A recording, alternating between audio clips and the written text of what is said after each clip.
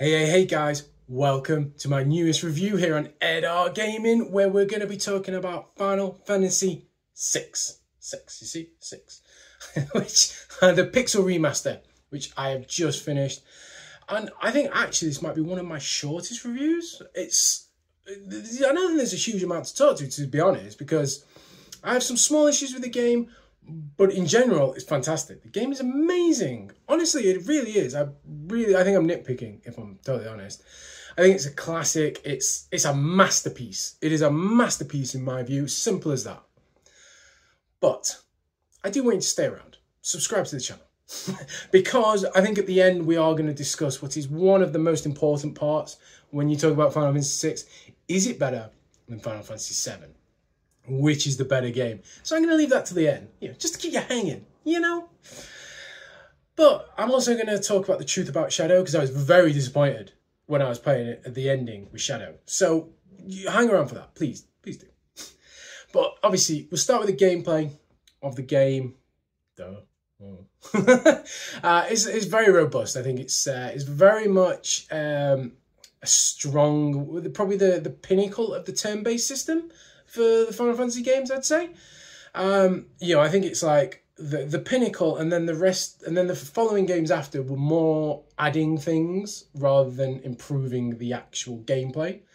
But I think one of the issues is the amount of characters you have. I think a lot of the problems do revert to that. You can get 18 characters altogether, I think. 16, 18, I can't remember how many. 12, 14, 14, you get 14. My maths is so bad. Maths so bad. But the characters all sort of have their own job a little bit, rather than the job system. So more like Final Fantasy 4. However, because there's so many characters, I feel like the jobs sometimes blend into each other a little bit. Or you have a character that does a role that maybe you wouldn't have. Locke is a thief, and that's literally Locke's job to do, is to be a thief. Shadow throw. I feel like you wouldn't really have it. They're very normal characters, just with this extra little ability. The magic users, the mages, you end up with a sort of 4 mages, really. Which isn't too bad. Magic kind of works. But I think some of the other jobs, the little technique they have maybe doesn't quite work. But anyway, it kind of means that for individual battles, if you want to change how you're fighting them, you kind of have to move your party around and constantly change your party up, which is quite annoying.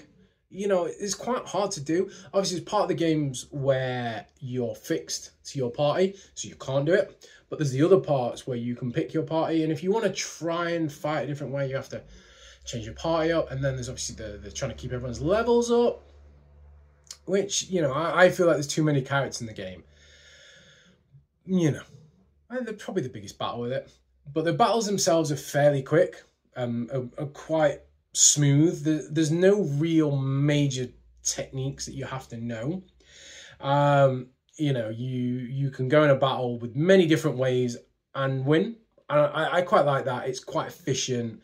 It gives you options, which helps when you've got that many characters, that you're not effectively having to use one character. Now, normally there's one character that's probably a bit overpowered for every boss. In a way, there's probably one that, if you use the right character, has an ability that's really good, but you don't need it. You know what I mean? So it can be good.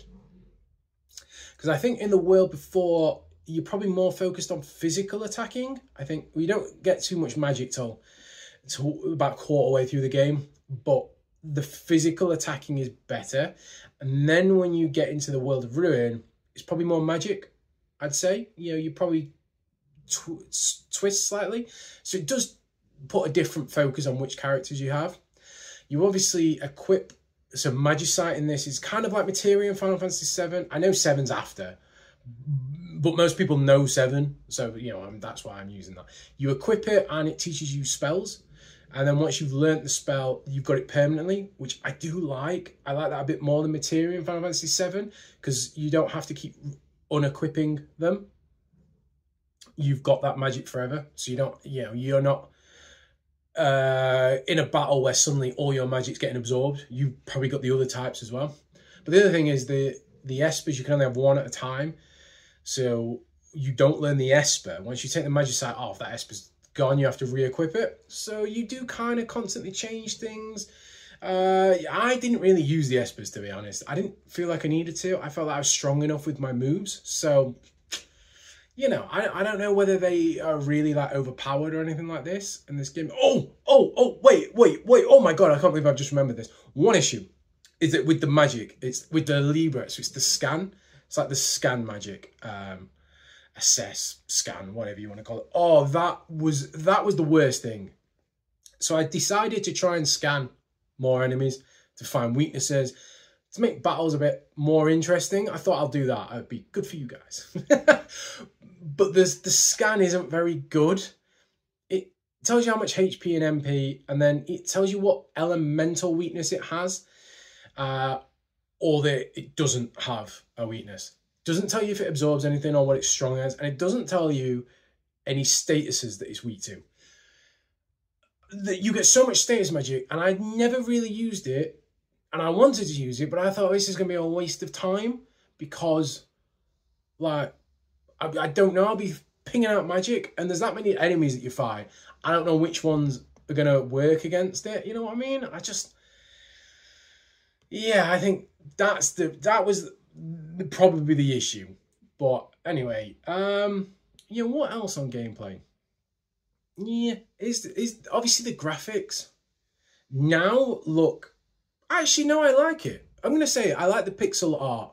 I think it's probably the pinnacle of that kind of art style.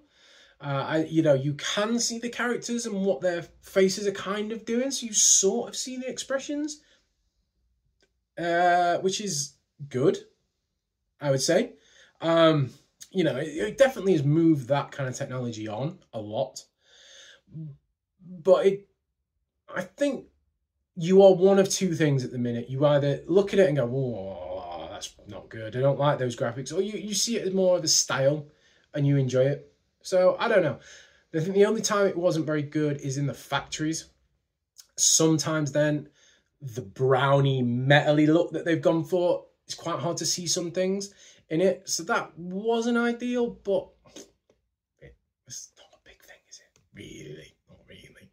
So that's gameplay. I liked it. I enjoyed it. It's great. But then story. Obviously, spoilers. I'm having to tell you this because somebody told me I've not been giving the spoilers out on the video titles, even though the game's like 40 years old. So I'm gonna tell you now. Okay, very quick run through. I think in the past there was a war between espers and humans trying to use magic called the Magi War. Blah blah blah blah blah. Espers went and sealed themselves in a separate world to be safe and escape war. So magic kind of left the world. Fast forward, the Empire is starting to take over the world, and it's using something called magitech. So it's kind of like tech magic. They've found a way of kind of creating magic, but it's not really it's not proper magic.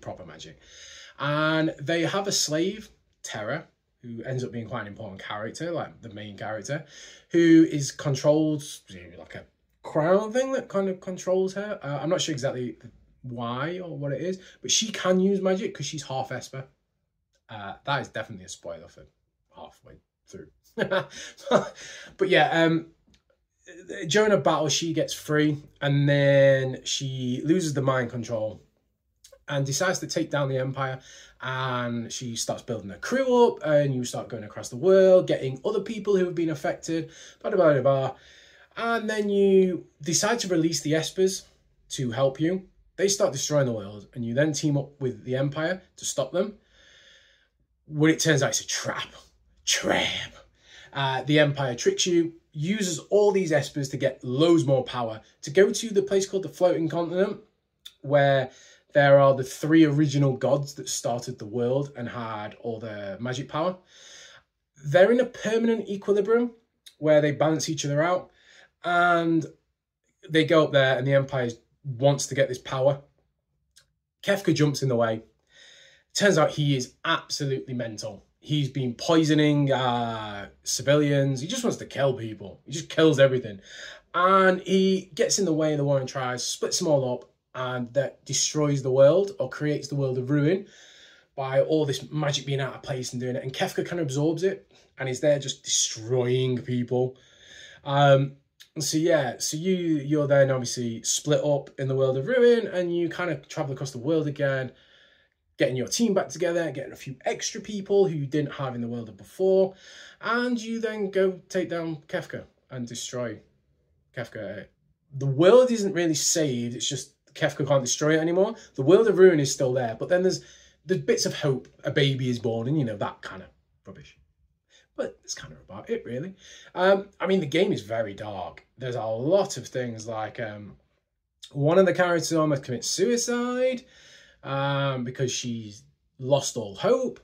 Oh my God, I think it's amazing how it's so dark, but you don't quite think of it as dark because it's so bright, and the colours in the game, I don't feel like you think it's a dark game like Dark Souls or whatever like that. But some of the things they cover, wow, I was like, this is like a kid's game. You can't put this sort of stuff in. The finale is quite good. Obviously, you beat Kefka. He's destroyed. And, you know, you think the world is going to be all right. I wasn't very happy when I was watching it because of Shadow. Shadow stays behind and then, like, basically, I believe, dies. And I was like, what? Why are you doing that to Shadow? That is not right. That is not fair. I looked it up, and basically, he is taking a samurai's death. So he's dying with honor because he's like saved the world, and now he's just the term, I can't remember what it's called, but that which I'm not happy about. And I like Shadow to survive, and I really hope his dog does, because he lets the dog go. And I'm not sure. I don't want to overthink too much because it makes me upset when I got all emotional playing it. But I can kind of understand it a little bit more. It makes a little bit more sense. However, Shadow's not really the samurai in the game. That's Cyan, who has lost his family, his wife and his kid. So I'd have thought that he'd have been the better character to have that kind of death, to then go and see his family again, not Shadow. But, you know, fine. I've moved on. I've accepted it. I've not moved on at all. Shadow! Anyway, that's neither here or there. I'm accepting it. I'm accepting it, and we are going to move on. But anyway, we're there. We're at the time. Let's get to the crux of the review. As I've said, look, I think the game is amazing. I think it's a masterpiece. I was surprised how much I enjoyed it and how involved I was in it. I've liked all the Pixel remasters, all the original Final Fantasy. But Final Fantasy 4 I got fairly involved in, 5 a little bit, but I once the game was done, I was like, done, moving on. 6 has really stayed with me. I feel like it really has. The story, maybe, with all these characters, it's really good that they've actually managed to build this story, and you can see why all the characters are sort of doing what they want to do. That's always a risk when you've got that many characters. But I think they've balanced it fairly well for why they'd be doing it, and have a bit of evolution of characters. They've grown, so I think it's good, because normally, you know, like I say, you struggle with that many people. It's a good length game as well, but how does it compare to Final Fantasy VII? In terms of the game, individual game, you just take the game, 6 is better. I'm saying it. I prefer 6. I'd rather play 6 again than 7. I think I like playing 6 more. However, when you talk in terms of the impact of the game and the overall world around the game, 7's better. The impact of what it did on gaming, how it moved the goalposts, 6 is just like an evolution. I think it's like the ultimate SNES game. I think, you know, I don't think you could have got much more out of the SNES than you do on that with that game. So that's really good. But 7 took everything 3D, the backgrounds, you know, there's fewer characters, you've got a story, and that's where I think the story, because there's a lot more unknowns, like there's other lots of bits of lore and things like that that have filtered in over time. I think that makes 7 better. I think it's the impact, and more people played it as well than 6, I feel. So for me, you know, Kefka, I would love to see 6 have a remake. If 6 remade properly and Kefka's like as crazy as he appears without having to tone him down. You could not tone him down at all. I think 6 could become a bigger game than 7. I think if you make a 6 remake project, I do. But the problem is, obviously, it's hard to know what those characters would sort of look like.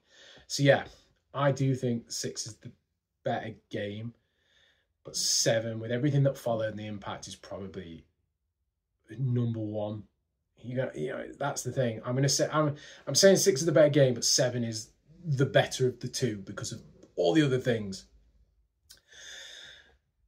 But what are your thoughts, guys? What did you think to Final Fantasy VI? Did you enjoy my playthrough? Would you like to see it remade? And would you prefer it to 7? Or do you prefer 7? Let me know in the comments below. Subscribe to my channel.